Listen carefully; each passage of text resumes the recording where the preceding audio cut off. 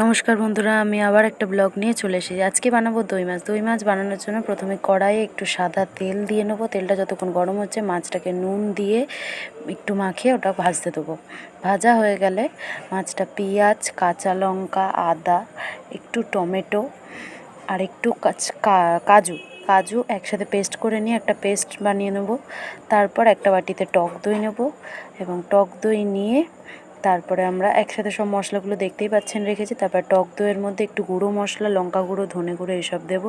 দিয়ে আবার কড়াইয়ে তেল দিয়ে তেলের মধ্যে একটুখানি লঙ্কা ফোড়ন দেবো এবং লঙ্কা ফোড়ন দেওয়ার পর ওই বাটারে রাখা মশলাটা দেবো।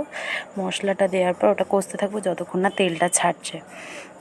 তারপর কাঁচা গন্ধটা চলে গেলে, মশলা ভাজার কাঁচা গন্ধটা চলে গেলে একটু নুন দেবো। নুন দিয়ে আবার একটু নাড়তে থাকবো। একটু চিনিও অ্যাড করবো আমরা ওখানে।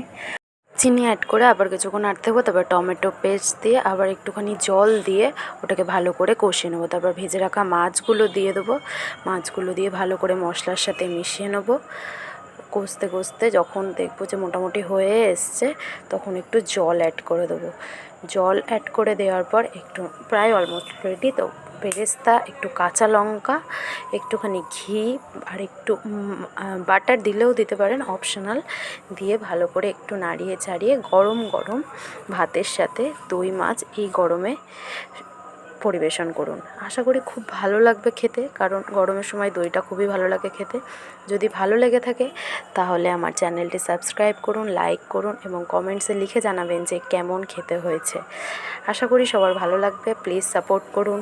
তো আজকে এখানেই আমি ব্লগটা আপাতত শেষ করলাম। এখন আমি লাঞ্চ করব নিচে। তো দেখা যাক কীরকম খেতে হয়েছে। রেডি আমাদের দই মাছ।